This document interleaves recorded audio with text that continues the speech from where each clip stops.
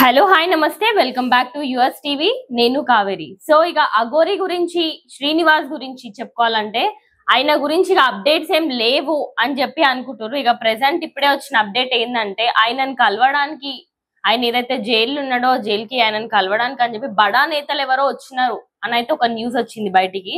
So ఇప్పుడు మొత్తం ఇంకా జల్లెడ పడుతున్న తర్వాత పోలీసులు చేసిన ఇన్వెస్టిగేషన్ ప్రకారం అయితే బడా నేతలు ఎవరైతే ఉన్నారో ఒక్కోళ్ళు కాదు ముగ్గురు ఉన్నారంట టోటలీ ఆయనని సపోర్ట్ చేయడానికి. అండ్ ఆయన దగ్గరకు వచ్చి ధైర్యం చెప్తున్నారంట, లైక్ మేము ఉన్నాము నీతోని, అండ్ నీ వర్షిని కూడా సేఫ్ గానే ఉంది, ముందు ముందు ఇంకేం జరిగినా గానీ మేమున్నాం నీకు సపోర్టివ్ గా అన్నట్టు చెప్తున్నారంట వాళ్ళు బడా నేతలు అయితే.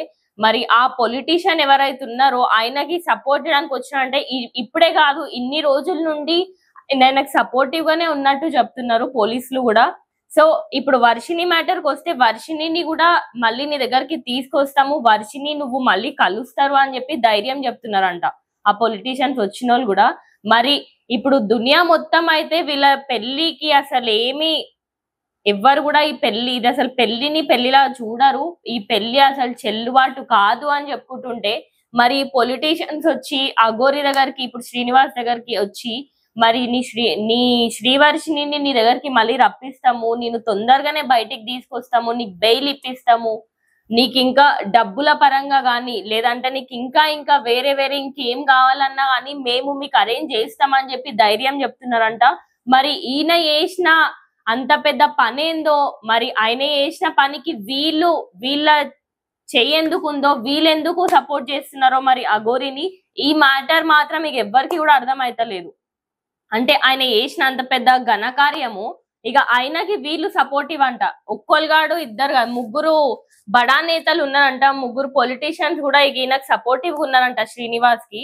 ఇక వాళ్ళనైతే ప్రొటెక్ట్ చేస్తున్నారు, వాళ్ళు మాకు ధైర్యం చెప్తున్నారు అని చెప్పి ఇక ఆయన కూడా ఇక పోలీసు వాళ్ళ ముందు కొంచెం ఓవర్ యాక్షన్ చేసినట్టు అయితే తెలుస్తుంది శ్రీనివాస్ కూడా.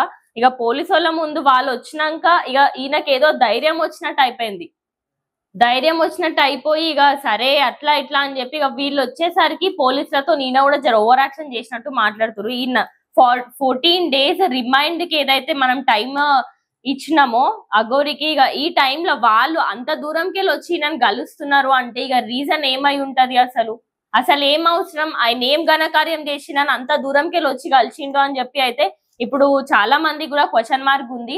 మరి ఇప్పుడు నెక్స్ట్ అసలు వీళ్ళకి అఘోరికి ఉన్న సంబంధం ఏంది, అసలు ఈయన ఒక అఘోరియే కాదు, ఆయనను సపోర్ట్ చేయడానికి ఆయన అఘోరి, ఒక అబద్ధాల కోరు ఆయన అఘోరిని సపోర్ట్ చేయనికే వీళ్ళకి ఎందుకు అంతగానం, వీళ్ళెందుకు అంత దూరంకి వెళ్ళి వచ్చి అఘోరిని సపోర్ట్ చేస్తున్నారు అన్న కోణంలో అయితే అందరు కూడా అసలు సైలెంట్ అయిపోయినారు. అసలు అదే ఇన్ని రోజుల నుండి సైలెంట్ ఉండే ఒక 13 రోజుల నుండి కూడా మళ్ళీ ఇప్పుడు ఈ న్యూస్ బయటకు రావడంతో జనాలు కూడా కొంచెం అలర్ట్ అయిపోయినారు, లైక్ మళ్ళీ ఏమైతుంది, మళ్ళీ ఏం కాబోతుంది, అసలు అఘోరి గురించి అసలు వీళ్ళు ఎందుకు వచ్చిర్రు అని పోలీసు వాళ్ళు కూడా రకరకాల ఇన్వెస్టిమెంట్ చేస్తున్నారు.